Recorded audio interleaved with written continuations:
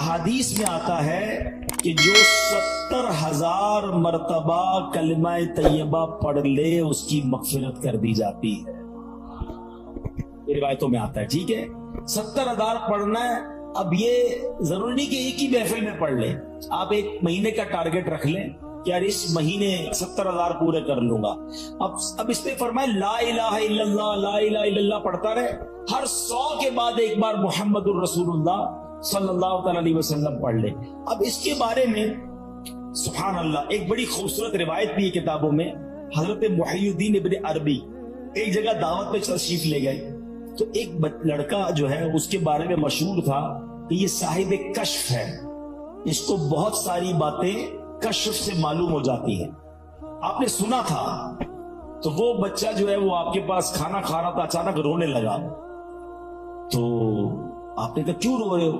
کہ میں نے اپنی ماں کو جہنم میں دیکھا ہے, اس کی ماں کا انتقال ہوا تھا. شیخ ابن عربی نے تھوڑے عرصے پہلے 70,000 بار کلمہ پاک پڑھا ہوا تھا. آپ نے دل ہی دل میں وہ کلمہ پاک اس کی مرحومہ والدہ کو ایصال ثواب کر دیا کہ میں اس کو ایصال کرتا ہوں. وہ لڑکا مسکرانے لگا. آپ نے اس کو بتایا نہیں. کہتا کیوں مسکرا رہے ہو؟ کہ میں نے ماں کو جنت دیکھا. شیخ ابن عربی نے کہا کہ میں نے اس کے کشف سے حدیث پہچان لی اور حدیث کی برکت سے اس کے کشف کو پہچان لیا کہ یہ واقعی غیب کی باتیں دیکھ لیتا ہے, اور حدیث کتنی صحیح ہے یہ بھی مجھے اس واقعے سے پتا چل گیا. تو پتا چلا میرے پیارے اسلامی بھائیوں, 70,000 بار کلمہ پاک. میں نے تو جب سے یہ حدیث پڑھی ہے نیت کر لی ہے, کچھ شروع بھی کر دیا ہے. میرے لیے بھی دعا کریں, آپ بھی ٹارگٹ لے لو. فضول باتیں یار, موبائل پہ گھنٹوں گزارتے ہیں, واک کرتے ہوئے کلمہ پاک پڑھنا شروع کر دے. تسبیح ہاتھ میں لے, کتنی بار ہو جائے گا لا الہ الا اللہ, لا الہ الا اللہ, لا الہ. 100 بار پورا ہو جائے محمد الرسول اللہ صلی اللہ علیہ وسلم پڑھ لیں, انشاءاللہ یہ زبان کلمے کی عادی بھی ہو جائے گی. اچھا پھر ضروری تھوڑی ایک بار 70,000 پڑھیں, اللہ توفیق دے, کیونکہ جب آپ پڑھو گے نا 70,000 بار یہ دل جگمگ کرنے لگ جائے, کلمے سے محبت ہو جائے گی اور پڑھنے کو جی چاہے گا. کبھی کہنا یار چلو امی کے نام پہ 70,000, کبھی کہنا ابو کے نام پہ. اتنے تحفے دیے امی ابو نے, اور خاص طور پہ جن کے ماں باپ چلے گئے ان کے لیے تو زیادہ اچھی نیت کریں گے. تو امی ابو کے نام پر جو ہے وہ ہم پڑھے. پھر اللہ پاک توفیق دے تو پیر صاحب کے نام پہ پڑھ لے, چلو ان کے ایصال ثواب کے لیے, غوث پاک کے ایصال ثواب کے لیے. تو انشاءاللہ بزرگوں کے ایصال ثواب کے لیے پڑھتے رہیں گے, کلمہ پاک کا ثواب تو ملے گا, بزرگوں کا فیضان بھی مل جائے گا انشاءاللہ. تو پڑھیں گے انشاءاللہ.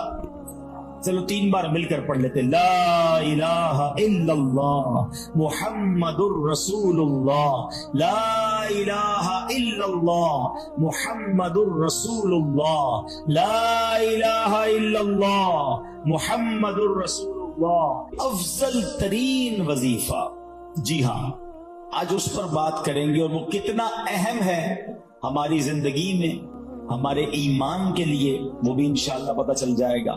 صحابی رسول حضرت شداد بن اوس رضی اللہ تعالی فرماتے ہیں کہ ہم صحابہ کرام علیہ رضوان اللہ پاک کے آخری نبی رسول ہاشمی صلی اللہ تعالی علیہ وسلم کی خدمت میں حاضر تھے. آپ علیہ الصلوۃ والسلام نے ہم سے پوچھا حل فیکم غریب, کیا کوئی تم میں اجنبی تو نہیں بیٹھا؟ صحابہ کرام نے کہا نہیں حضور ہم سارے مسلمان ہی ہیں اور کوئی غیر نہیں ہے. تو نبی پاک علیہ الصلوۃ والسلام نے فرمایا اچھا ایسا کرو دروازے بند کر دو. صحابہ نے دروازے بند کر دیے. اب آپ علیہ الصلوۃ والسلام نے فرمایا ارفعوا ایدیکم وقولوا لا الہ الا اللہ, ہاتھ اوپر اٹھا لو اور لا الہ الا اللہ پڑھنا شروع کر دو. حضرت شداد بن اوس کہتے ہیں ہم سب نے ہاتھ اوپر اٹھائے اور کلمہ پاک پڑھنا شروع کر دیا. کچھ دیر اسی طرح ہم ذکر کرتے رہے, نبی پاک ذکر کرواتے رہے, اور اس کے بعد مالک جنت قاسم نعمت صلی اللہ تعالی علیہ وسلم نے خوشخبری سناتے ہوئے فرمایا ابشروا فإن اللہ قد غفر لکم, تمہیں بشارت ہو کہ بے شک اللہ پاک نے تمہیں بخش دیا ہے. مزید آپ علیہ السلام نے یہ بھی فرمایا کہ الحمدللہ اے اللہ پاک تو نے مجھے یہ پاکیزہ کلمہ دے کر بھیجا, اسے پڑھنے کا حکم دیا اور اس پر جنت کا وعدہ بھی فرمایا. بے شک تو اپنے وعدے کے خلاف نہیں کرتا. یہ مبارک کلمہ سچے دل سے پڑھنے کی برکت سے غیر مسلم کے سب گناہ دھل جاتے ہیں اور وہ جنت کا حقدار بن جاتا ہے. حلیت الاولیاء میں ہے دو عالم کے مالک و مختار مکی مدنی سرکار صلی اللہ تعالی علیہ وسلم نے فرمایا، اللہ پاک ارشاد فرماتا ہے بے شک میں ہی اللہ ہوں، میرے سوا کوئی عبادت کے لائق نہیں، بس اے لوگوں میری ہی عبادت کرو. تم میں سے جو کوئی میری بارگاہ میں سچے دل سے لا الہ الا اللہ کی گواہی کے ساتھ آئے گا وہ میری پناہ میں داخل ہوگا، اور جو میری پناہ میں داخل ہوا وہ میرے عذاب سے محفوظ ہو گیا.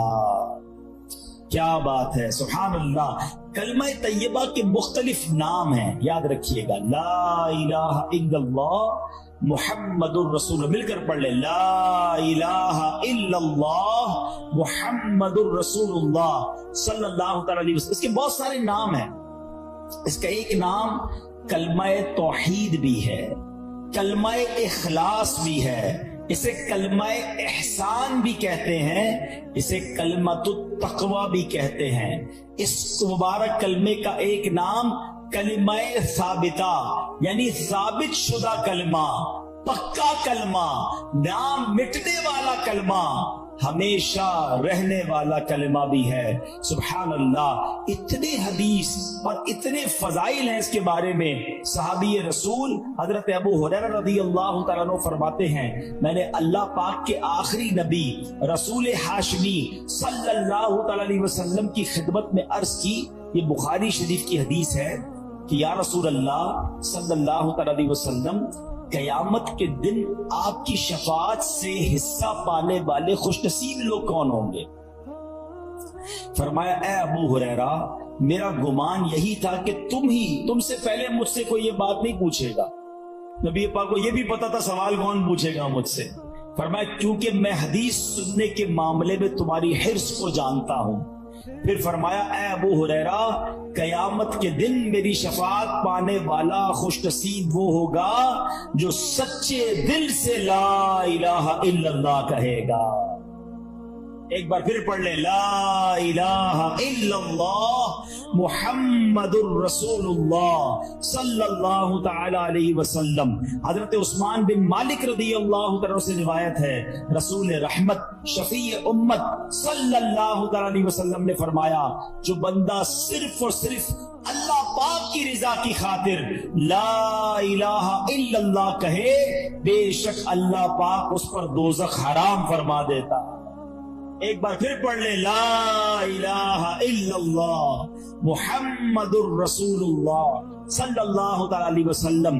اللہ پاک کے آخری نبی رسول ہاشمی صلی اللہ تعالی علیہ وسلم نے فرمایا من مات وہو یعلم انہ لا الہ الا اللہ دخل الجنہ، یعنی جو اس حال میں مرا کہ وہ جانتا ہے اللہ پاک کے سوا کوئی عبادت کے لائق نہیں تو وہ جنت میں داخل ہوگا. ایک حدیث پاک میں ہے پیارے آقا مکی مدنی مصطفیٰ صلی اللہ علیہ وسلم نے فرمایا ثمن الجنتی لا الہ الا اللہ. بڑی پیاری حدیث ہے، اتنی مختصر ہے مگر کیا پیاری بات فرما دی. آپ کہیں جناب مجھے ڈیفنس میں بنگلہ چاہیے، آپ اگلا سوال ہوگا کتنے کا ہے، قیمت کیا ہے، پرائس کیا ہے، مجھے فلاں والا نیا موبائل چاہیے. ہاں مجھے بھی چاہیے، قیمت تو بتاؤ. اچھا جناب فلاں قسم کی گاڑی چاہیے مگر یہ تو بتاؤ کتنے کی ہے. جیب میں پیسے ہوں گے تو لوں گا نا. اب اگر آپ سے کوئی کہے کہ جنت کی قیمت کیا ہے، جنت کا ثمن کیا ہے، جنت کا داخلہ کیسے ملے گا، آئے ہائے نبی پاک نے ایک لائن میں جنت کی قیمت بیان فرما دی. آقا فرماتے ثمن الجنہ لا الہ الا اللہ. آقا فرماتے جنت کی قیمت لا الہ الا اللہ. फिर पढ़ लो ला इलाहा इल्लल्लाह मुहम्मदुर रसूलुल्लाह सल्लल्लाहु अलैहि वसल्लम। एक और रिवायत में है रसूल अकरम नूर मुजस्सम सल्लल्लाहु ताला अलैहि वसल्लम ने फरमाया मफातीहुल जन्नती शहादतु ला इलाहा इल्लल्लाह, जन्नत की चाबियां ला इलाहा इल्लल्लाह की गवाही देना है। अल्लाह अकबर, सुभान अल्लाह, ये है कलमा तैयबा, ये है सुभान अल्लाह कलमा तैयबा की बरकतें, सुभान अल्लाह। अब एक अजीब सा वाकया आपको सुनाता हूं, और वाकया है हजरत बायजीद बिस्तामी का।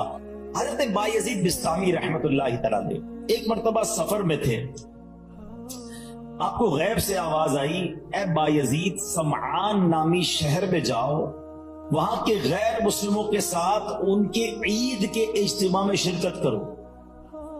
बायजीद फरमाते हैं कि अल्लाह पाक की पनाह, मैं गैर मुस्लिमों के त्यौहार में शिरकत करूं?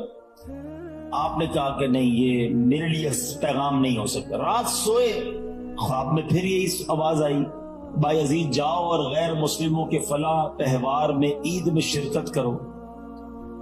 फिर ये कहते मैं उठ गया, ख्वाब से कांपने लगा, सोच रहा था कि ये किसकी आवाज है, मुझे कौन पैगाम दे रहा है, कहीं शैतान की तरफ से तो नहीं। कह रहे मैं बेदार था तो जागते में आवाज आई, ए बायजीद डरने की जरूरत नहीं, तुम मेरे फर्मा बरदार हो, मगर गैर मुस्लिमों वाला लिबास पहनो, उनके इज्तिमा में जाओ, एक राज है इसमें। अब हजरत बायजीद अल्लाह के बरगुजीदा बंदों में से है, अब समझ गए कि ये शैतान की तरफ से आवाज नहीं है, ये रहमान की तरफ से पैगाम। आपने लिबास पहना और आप चले गए गैर मुस्लिमों के त्यौहार में। अब सारे बहुत बड़ा मैदान, बहुत बड़ा मेला, सब लोग अपने सबसे बड़े आलिम के इंतजार में बैठे हैं। कुछ देर बाद उनका आलिम आया, सब लोग बैठ गए, उसने तकरीर करनी थी, मगर जैसी वो आलिम तकरीर करने खड़ा हुआ ना, वो कपकपाने लगा, वो लरजने लगा, और वो कहता है कि लोगों ने कहा ए सरदार आप तकरीर शुरू कीजिए। तो कहता है कि तो हमारे इज्तिमा में एक मुहम्मदी बैठा है, एक अल्लाह के आखिरी नबी का उम्मती बैठा है, और वो तुम्हारे दीन का इम्तिहान लेने आया हुआ है, इसलिए मेरी आवाज ही नहीं निकल रही है। फिर उसने बुलंद आवाज से कहा, ए मुहम्मदी, ए अल्लाह के आखिरी नबी के उम्मती, खड़े हो जाओ। हजरत बायजीद बिस्तामी खड़े हो गए। तो उस आलिम कहता मैं तुमसे कुछ सवाल करूंगा, तुमने जवाब दिया तो उसके बाद हम सारी बातें तुम्हारी मानेंगे, और अगर तुम जवाब ना दे सके तो हम तुम्हें कत्ल कर देंगे। तो बायजीद बिस्तामी तो वलियों के सरदार थे, आपने कहा पूछो जो पूछना है। उस गैर मुस्लिम ने भरे मजमे में 61 सवाल किए, 61 क्वेश्चन किए हजरत बायजीद बिस्तामी से। हजरत बायजीद बिस्तामी ने सब के सब ठीक जवाब इरशाद फरमा दिए। हजरत बायजीद बिस्तामी ने उसे सवाल किया, तुमने कर लिए सवाल, अब मैं सवाल करता हूं, बताओ आसमानों और जन्नत की चाबी क्या है? तो जो गैर मुस्लिमों का आलिम था ना, वो कहता है आसमानों और जन्नत की चाबी कलमा तैयबा ला इलाहा इल्लल्लाह मुहम्मदुर रसूलुल्लाह है। अल्लाह पाक ने उसकी जबान पर हक जारी कर दिया। अब अपने इतने बड़े आलिम की आवाज सुनकर, उसका जवाब सुनकर, उस मैदान में हजारों गैर मुस्लिम थे, सबके सब कलमा पढ़कर मुसलमान हो। आयत है रसूल जीशान मक्की मदनी सुल्तान अलैहिस्सलाम ने फरमाया, जिसने इखलास के साथ ला इलाहा इल्लल्लाह कहा वो जन्नत में दाखिल होगा। सहाबा किराम ने अर्ज़ की, या रसूल अल्लाह सल्लल्लाहु अलैहि वसल्लम, कलमा तैयबा का इखलास क्या है? फरमाया ये कि बंदा अल्लाह पाक की हराम करदा चीजों से बचता रहे। अब ऐसा नहीं सिर्फ ला इलाहा इल्लल्लाह पढ़ता रहे भाई जन्नत में चले जाएंगे। एक मर्तबा वहाब बिन मुनब्बा रहमतुल्लाहि अलैह की खिदमत में अर्ज किया गया, क्या कलमा तैयबा जन्नत की चाबी नहीं है? फरमाया क्यों नहीं है, बिल्कुल है, लेकिन हर चाबी के दंदाने होते हैं ना, हैं? अगर तुम इन दंदानों के बगैर ताला खोलना चाहोगे तो ताला नहीं खुलेगा। सुभान अल्लाह, कितनी प्यारी मिसाल दे दी कि कलमा तैयबा जन्नत की चाबी है। مگر اس کے دندانے کیا ہیں؟ نماز ہے، روزہ ہے، حج ہے، زکوٰۃ ہے، جو فرائض ہیں وہ اس کے تالے کی چابی کے دندانے ہیں۔ تو گویا کلمہ بھی پڑھنا ہے، نماز بھی پڑھنی ہے، روزے بھی رکھنے ہیں، فرض ہو جائے تو حج بھی کرنا ہے۔ چلو حج کے بارے میں بھی تھوڑی سی بات کر لوں۔ بڑی تعداد میں وہ لوگ ہیں جن پر حج فرض ہو جاتا ہے مگر وہ حج نہیں کرتے۔ اس کو آسان نہ سمجھنا، جس طرح نماز فرض ہے نا، جس طرح روزہ فرض ہے۔ آپ کو پتہ ہے اسلام کے 5 پلر بچپن سے پڑھ رہے ہیں، 5 ارکان اسلام، اسکول میں تھے جب سے، مدرسے میں جب سے پڑھے، سب نے پڑھے ہوں گے۔ کون کون سے ہیں؟ نماز، روزہ، حج، زکوٰۃ اور توحید کا اقرار، کلمہ پاک پڑھنا۔ تو اب کلمہ تو پڑھ لیا، اچھا نماز کو اب بھی لوگ پکا فرض سمجھتے ہیں۔ بعض لوگ زکوٰۃ اور حج کو اتنی اہمیت نہیں دیتے، یہ بھی پلر ہے اسلام کا۔ اور حج نہ کرنا، اب میں جو حدیث سنانے جا رہا ہوں نا وہ بڑی ہلا دینے والی ہے۔ حدیث پاک کا مضمون ہے، نبی پاک فرماتے ہیں جو کوئی شخص استطاعت کے باوجود، یعنی طاقت رکھتا ہے، پیسے بھی ہیں، گھر والوں کو بھی نان نفقہ دے سکتا ہے، ایسی صحت بھی ہے کہ حج کر سکے، استطاعت کے باوجود حج نہ کرے، آقا فرماتے مجھے کوئی پرواہ نہیں وہ عیسائی ہو کر مرے یا یہودی ہو کر مرے۔ یعنی معاذ اللہ اس کے ایمان پر خاتمہ نہ ہونے کا خوف ہے۔ لوگ کہتے ہیں یار بس حج کرنا ہے تو وہ ذرا بچی کی شادی کر لوں پھر کر لوں گا، وہ ذرا کاروبار سیٹ کر لوں پھر کر لوں گا، آج کل بڑی گرمی ہے، حج ذرا ٹھنڈ میں آیا نا پھر کر لوں گا۔ اور اللہ کے بندوں ہمیں نہیں پتا ہم زندہ رہیں گے نہیں رہیں گے اگلے حج تک۔ کئی لوگ پچھلے حج میں ہمارے ساتھ تھے، اس بار نہیں ہیں۔ اگر فرض ہے تو دیر نہ کریں، اور اگر تم یہ سمجھتے ہو نا کہ 2-4 کام اٹکے ہوئے وہ ٹھیک ہو جائے تو حج کروں گا، ارے تمہاری بھول ہے، وہاں چلے جاؤ، سارے کام ادھر سے ہی تو بن جاتے ہیں، بگڑے ہوئے بنتے ہیں سب کام مدینے میں، بٹتے ہیں جہاں بھر کے آلام مدینے میں۔ مشکل میں ہو تو جاؤ نا آقا کی دربار میں۔ اور لوگ کہتے ہیں حج کے پیسے تو ہیں مگر اس سے زیادہ نہیں ہیں، وہ کم ہو جائیں گے، بھول ہے تمہاری۔ حدیث پاک سناتا ہوں جس کا مضمون ہے حج کرو غنی ہو جاؤ گے۔ حج کرنے سے مال میں بھی برکت ہو جاتی ہے، حج میں سستی نہیں۔ حج ایک ہی بار فرض ہے، ایک بار کر لیا پھر بار بار نہیں ہے۔ لیکن جس نے ایک بار بھی نہیں کیا، اچھا ایک اور عجیب فینومینا، عمرے کرتے رہتے ہیں، ہر سال عمرہ کرتے، حج نہیں کیا۔ ارے بھائی تم 100 عمرے کر لو، تمہارا فرض ادا نہیں ہوا ہے۔ کوئی 100 نفل پڑھے اور فرض نہ پڑھے تو کیا ہوگا؟ فرض ادا ہو جائے گا؟ نہیں ہوگا نا، فرض کرنا پڑے گا نا۔ بالکل اسی طرح حج کرنا پڑے گا۔ اور میں آپ کو سچ بتاؤں، کسی عاشق رسول کے ساتھ حج کر لیا نا پھر حج کی بار بار کیے بغیر چین آئے گا نہیں۔ حج کا مزہ بھی اور ہے، حج کا لطف ہی اور ہے، عرفات کا میدان، مزدلفہ کی راتیں، مینا کی بہاریں۔ آؤ اللہ سے دعا کرتے ہیں اللہ کلمہ پاک کی برکت سے اسی سال ہم سب کو حج نصیب فرما دے۔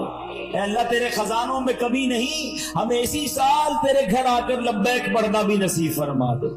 میرے رب کے خزانوں میں کمی نہیں ہے، لیکن حج کرنے کی پکی نیت رکھو، اور اگر حج فرض ہو گیا تو اس کی تاخیر نہ کریں۔ تو پتہ چلا کلمہ جو ہے وہ جنت کی چابی تو ہے، لیکن جناب والا اس کے دندانے بھی ہیں، اور اس کے دندانے کیا ہیں؟ اس کے دندانے یہ ہیں کہ نماز پڑھے، روزہ رکھے، اور حج فرض ہو تو حج ادا کرے، زکوٰۃ کی شرائط پائے جائیں تو زکوٰۃ دے۔ پھر دیکھیں انشاءاللہ یہ جنت کی چابی کیسے کام کرتی ہے۔ حضرت نوح علیہ السلام نے ایک بار اپنے بیٹے کو کمال کی نصیحت فرمائی۔ حضرت نوح علیہ السلام کا آخری وقت آ گیا، آپ نے اپنے بیٹے کو نصیحت کرتے ہوئے فرمایا بیٹا میں تمہیں 2 باتوں کا حکم دیتا ہوں اور 2 باتوں سے منع کروں گا۔ بیٹا میں تمہیں حکم دیتا ہوں کہ کلمہ طیبہ لا الہ الا اللہ کی کثرت کرتے رہو۔ بے شک اگر ترازو کے ایک پلڑے میں 7 آسمانوں اور 7 زمینیں رکھ دی جائیں، دوسرے پلڑے میں کلمہ طیبہ رکھ دیا جائے تو 7 آسمانوں اور 7 زمینیں کا جو وزن ہے اس کے مقابلے میں کلمہ طیبہ کا وزن بڑھ جائے گا۔ दूसरी नसीहत फरमाई, बेटा सुबहान अल्लाही व बिहम्दिही की कसरत किया करो, बेशक ये हर चीज की तस्बीह है, इसकी बरकत से मखलूक को रोजी दी जाती है। दूसरा वजीफा क्या मिल गया? सुबहान अल्लाही व बिहम्दिही, सुबहान अल्लाही व बिहम्दिही, सुबहान अल्लाही व बिहम्दिही। रोजी में कमाल का वजीफा है। जिसकी रोजी में प्रॉब्लम हो, रोज सुबह कम से कम 112 बार पढ़ लिया करो। अब आइए, फरमाते बेटा मैं तुम्हें मजीद 2 नसीहतें करता हूं, शिर्क और तकब्बुर से बचते रहना। तो ये 2 बातें पॉजिटिव जो करने वाली हैं, 2 बातें जिनसे बचना है, इसको पकड़ लीजिए। कलमा पाक और सुबहान अल्लाह व बिहम्दिही का जिक्र करना है, और शिर्क और तकब्बुर से बचना है। ये हजरत नूह अलैहिस्सलातु वस्सलाम की सुबहान अल्लाह वसीयत भी है और शानदार नसीहत भी है। और सुबहान अल्लाह कलमा पाक की एक और फजीलत सुने। हज़रत अब्दुल्ला इब्न अब्बास फरमाते दिन और रात में कुल 24 घंटे हैं, और कलमा तैयबा के हुरूफ भी 24 ही हैं। जो एक बार कलमा तैयबा पढ़ता है, उसका हर हर्फ 1 घंटे के गुनाहों का कफारा बन जाता है। बस जब बंदा हर रोज 1 मरतबा कलमा तैयबा पढ़े, उस पर कोई गुनाह बाकी नहीं रहता। अब सोचो जो दिन में कई बार कलमा पाक पढ़ता है, उस पर कितना अजर और सवाब मिलता होगा। तो ये जिक्र जो है अपनी जिंदगी में शामिल कर लीजिए। नबी पाक अलैहिस्सलाम ने फरमाया, क़यामत के दिन अल्लाह पाक फरिश्तों से फरमाएगा, कलमा तैयबा पढ़ने वालों को मेरे करीब कर दो और मेरे अर्श के साए में जगा दो, बेशक मैं इनसे मोहब्बत करता हूं। अल्लाह का महबूब बनना है तो कलमा पाक का विर्द कीजिए। अल्लाह अकबर। मैंने एक शुरू में बात कही थी कि अफदलु जिक्र क्या है। अब हदीस सुन लो। अहमद मुज्तबा रसूल खुदा सल्लल्लाहु अलैहि वसल्लम ने फरमाया, अफदलु जिक्र ला इलाहा इल्लल्लाह व अफदलु दुआ अल्हम्दुलिल्लाह। आका फरमाते हैं अफजल जिक्र है ला इलाहा इल्लल्लाह और अफजल दुआ है अल्हम्दुलिल्लाह। तो सुभान अल्लाह, कलमा पाक भी पढ़ना है और बात बात पर अल्लाह का शुक्र भी अदा करना है। बहरहाल मेरे प्यारे इस्लामी भाइयों, अब एक और अहम बात सुभान अल्लाह कि हमें जब आखिरी वक्त किसी का आ जाए ना, किसी मुर्दे का, किसी शख्स का आखिरी वक्त, इंतकाल का वक्त करीब आ जाए, तो उस वक्त उसके पास जाकर कलमा पाक की तलकीन करनी चाहिए, कलमा सिखाना चाहिए। नबी पाक का फरमान, लकिनु मौताकुम ला इलाहा इल्लल्लाह, अपने मुर्दों को ला इलाहा इल्लल्लाह की तलकीन करो, यानी जो मरने के करीब हो उसे कलमा सिखाओ, इस तरह के उसके पास बुलंद आवाज से कलमा पढ़ो। अब इसका तरीका भी समझ लें। बाज़ औक़ात पता है क्या गलती करते हैं, किसी का आखिरी वक्त हो, उसके पास जाकर कहते कलमा पढ़ो, ला इलाहा इल्लल्लाह पढ़ो, ला इलाहा इल्लल्लाह मुहम्मदुर रसूलुल्लाह पढ़ो। ये नहीं करना चाहिए। ये बड़ी अहम बात बताने जा रहा हूं। जो सकरात का वक्त होता है ना, बड़ी तकलीफ में होता है बंदा, उसको बड़ी मुश्किल हो रही होती है। खुदा ना खास्ता उस तकलीफ में अगर अब उसने ये कह दिया ना, मैं नहीं पढ़ता, मैं कलमा नहीं पढ़ता, तो कहीं ऐसा ना हो उसका खात्मा बुरा हो जाए। हमें करना पता है क्या, मैं ये नहीं कहता कि जो ये कह दे मैं नहीं पढ़ता उसका खात्मा बुरा हुआ, लेकिन आपके दिल में तो बात रह जाएगी ना, यार इसने मना कर दिया था कलमा पढ़ने से, तो ये बात ना करें। बल्कि तरीका सदरुल शरिया मुफ्ती अमजद अली आज़मी ने बाहर शरीयत में लिखा, नज़ा की हालत में जब तक रूह गले को ना आई हो, मरने वाले को तलकीन करें। किस तरह करें? उसके पास जाएं और बुलंद आवाज से खुद कलमा पढ़ना शुरू कर दें। अशहदु अल्ला इलाहा इल्लल्लाहु व अशहदु अन्ना मुहम्मदर रसूलुल्लाह पढ़ते रहें। अब उसको कहने का हुक्म ना दे, आप पढ़ते रहें ताकि वो सुने और उसको याद आ जाए। और जब उस बंदे ने कलमा पढ़ लिया ना, आप चुप हो जाए, अब कोई और बात ना करे, उसका आखिरी जुमला निकल चुका है ना कलमा, अब आप खामोश हो जाए। हाँ, अगर कलमा पढ़ने के बाद इससे फिर कोई बात कर दी, अब दोबारा आप बुलंद आवाज से कलमा पढ़ना शुरू कर दे। कोशिश करें कि उसका आखिरी कलाम जो है वो ला इलाहा इल्लल्लाह मुहम्मदुर रसूलुल्लाह सल्लल्लाहु अलैहि वसल्लम हो जाए। अल्लाह मुझे और आपको मरते वक्त भी कलमा नसीब कर। किस किस की तमन्ना है मरते वक्त कलमा पढ़ना है?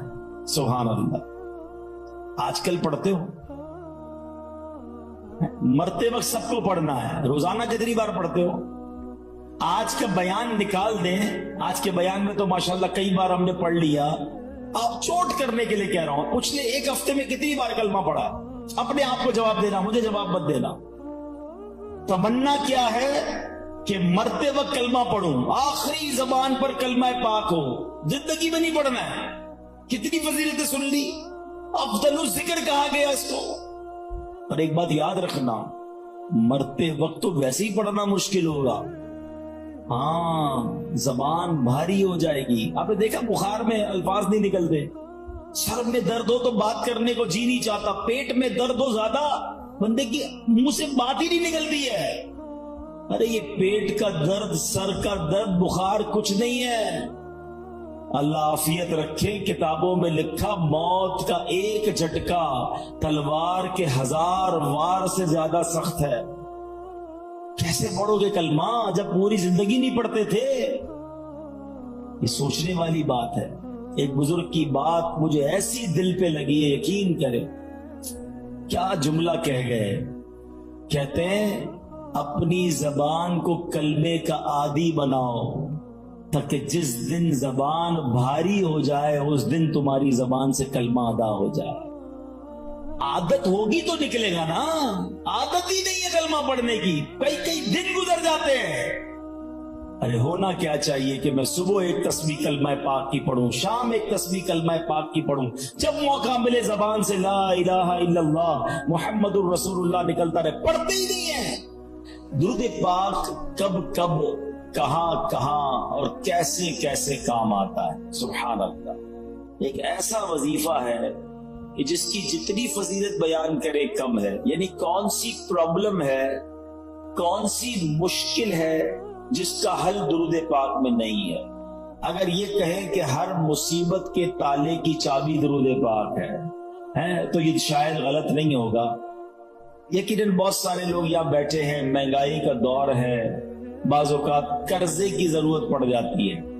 ایسا ہی ایک ماجرا تھا آج سے چند 100 سال پہلے، ایک دوست نے دوسرے دوست سے قرض لیا۔ جو میں واقعہ بیان کرنے جا رہا ہوں یہ درود پاک کی بڑی مشہور و معروف کتابوں میں بھی لکھا، مفتی امین صاحب رحمت اللہ تعالی نے اپنی کتاب آب کوثر میں بھی اس واقعے کو نقل فرمایا کہ ایک دوست نے اپنے دوسرے دوست سے 3000 دینار کا قرض لیا۔ 3000 دینار ایک اچھی رقم ہوتی ہے، یعنی سونے کی اشرفیاں۔ اور جناب ایک وقت طے ہو گیا کہ اتنے ٹائم کے بعد میں یہ قرض لوٹا دوں گا۔ وہ ٹائم آ گیا، دوست نے کہا بھائی میرے پیسے لوٹاؤ۔ تو اب اس دوست نے کہا کہ میرے پاس پیسے تو نہیں ہے، میرا کاروبار بھی تباہ ہو گیا ہے، میں تمہیں پیسے نہیں دے سکتا۔ پہلے تو اس نے کافی کوشش کی، اس کو فالو اپ کیا، اس کو بار بار یاد دلایا۔ جب پیسے نہیں ملے تو اب اس دوست نے کیا کیا کہ عدالت میں چلا گیا، جج صاحب کو کہا کہ یہ میرا دوست ہے، مجھے پیسے دیے، پیسے نہیں دیتا۔ جج صاحب نے اس کو بلا لیا اور پوچھا کہ بھائی تم نے پیسے دینے ہیں؟ کہاں پیسے تو دینے ہیں، پھر دیتے کیوں نہیں ہو؟ پیسے ہے ہی نہیں، کہاں سے دوں، سارا کاروبار تباہ ہو گیا، پیسے خرچ ہو گئے۔ جج صاحب نے کہا تمہارے پاس 30 دن ہیں، 30 دن میں اس کو پیسے لوٹا دو، اور اگر نہیں لوٹا سکے تو پھر میں تمہیں جیل میں ڈال دوں گا۔ اب پیسے تو تھے نہیں، کاروبار کولیپس ہو گیا تھا۔ یہ بندہ گھر آیا پریشان کہ اب کیا کروں گا، 30 دن میں اتنی بڑی رقم کا انتظام کیسے ہوگا؟ مگر اس بندے نے کتابوں میں لکھا ہے کہ شاید وہ حدیث سن رکھی تھی یا پڑھ رکھی تھی کہ حدیث پاک میں آتا ہے جس کا مضمون ہے کہ کوئی بندہ اگر مشکل میں ہو، پریشانی میں ہو، تو اس کو چاہیے مجھ پر درود پڑھے کہ جو درود پاک ہے وہ بندے کی مصیبتیں اور پریشانیوں کو لے جاتا ہے۔ اس نے کہا اور تو کوئی طریقہ ہے نہیں، پیسے تو ہے نہیں۔ صبح سے لے کر شام تک درود پڑھنے لگا۔ 27 دن گزر گئے، 28ویں رات آ گئی۔ خواب میں جب سویا تو کسی نے آواز لگائی کہ گھبراؤ مت، تمہارا قرضہ ادا ہو جائے گا، علی بن عیسیٰ وزیر کے پاس جاؤ، وہ تمہارا قرضہ ادا کر دے گا۔ صبح اٹھا، سوچنے لگا پتہ نہیں کس کی آواز تھی، کوئی اشارہ تو ملا ہے، مگر ایسے کیسے میں وزیر کے پاس چلا جاؤں۔ اگلا دن گزرا، پھر رات آئی۔ اب جو رات آئی تو نبی پاک علیہ السلام خواب میں تشریف لے آیا۔ نبی پاک علیہ السلام نے فرمایا گھبراؤ نہیں، علی بن عیسیٰ وزیر کے پاس جاؤ، وہ تمہیں تمہارا قرض ادا کر دے گا۔ صبح اٹھا تو بہت خوش، آقا نے زیارت کروائی، نبی پاک نے راستہ بھی بتا دیا۔ اب دن کون سا آ چکا ہے؟ 29واں دن آ گیا ہے، آخری دن ہے، اگلے دن کورٹ میں جانا ہے۔ اچانک خیال آیا میں وزیر کے پاس جاؤں گا، اور وزیر نے کہا میں کیسے مانوں تمہیں نبی پاک نے بھیجا ہے؟ کوئی ایویڈنس، کوئی نشانی ہے؟ کوئی بھی آ کے کہہ سکتا ہے مجھے نبی پاک علیہ السلام نے بھیجا ہے۔ اب اسی تذبذب میں، اسی ہیزیٹیشن میں یہ والا دن بھی گزر گیا، مگر درود پڑھتا رہا۔ رات پھر ہوئی تو نبی پاک علیہ السلام پھر خواب میں تشریف لائے۔ نبی پاک نے فرمایا علی بن عیسیٰ وزیر کے پاس جاؤ، تمہارا قرضہ ادا کرے گا۔ کہ حضور کیسے جاؤں گا، اور اگر مجھے کوئی نشانی مانگی تو میں کیا نشانی بتاؤں گا؟ پیارے آقا علیہ السلام نے فرمایا اسے جا کر کہنا کہ تم 5000 بار روزانہ صبح فجر کی نماز کے بعد درود پاک پڑھتے ہو، یہ راز صرف تمہیں پتا ہے، تمہارے رب کو پتا ہے، اور کسی کو نہیں پتا، اور جب تک گنتی پوری نہیں ہوتی تم کسی سے بات بھی نہیں کرتے۔ بس اب صبح اٹھا تو دیوانہ جھوم رہا ہے، سیدھا پہنچ گیا وزیر کے پاس۔ یہی وہ دن ہے جس دن عدالت میں بھی جانا ہے، مگر صبح پہنچ گیا وزیر کے پاس۔ وزیر اپنے درباریوں کے ساتھ، اپنے دوستوں کے ساتھ بیٹھا تھا۔ کہا پیغام دیجئے وزیر صاحب سے کہ مجھے آپ سے ملاقات کرنی ہے، بڑا امپورٹنٹ، بڑا اہم پیغام لایا ہوں۔ وزیر صاحب نے جب یہ سنا تو کہا پوچھو کس کا پیغام لایا؟ باہر سے جواب دیا کہ میں نبی پاک علیہ السلام کا پیغام لایا ہوں۔ اب وزیر تھا تو عاشق رسول، فوراً اندر بلایا تو فرمائیے کیا پیغام ہے؟ کہ نبی پاک علیہ السلام نے تمہارے پاس بھیجا ہے، اور 3000 دینار مجھ پر قرضہ ہے، آپ میرا قرضہ ادا کر دیں۔ تو وزیر صاحب نے کہا بات تو بڑی زبردست ہے، لیکن اگر کوئی نشانی ہو میں کیسے مان لوں کہ آپ کو پیارے آقا علیہ السلام نے بھیجا ہے؟ کہا خالی ہاتھ نہیں بھیجا، آقا نے نشانی بھی بتائی ہے۔ کہا بتائیے نشانی کیا ہے؟ کہا نشانی یہ ہے کہ آپ روزانہ صبح فجر کی نماز کے بعد 5000 بار درود پاک پڑھتے ہیں، اور یہ راز صرف آپ کو معلوم ہے، آپ کے رب کو معلوم ہے۔ وزیر تو جھوم اٹھا نا، اس کے تو درود پاک مقبول ہو گئے۔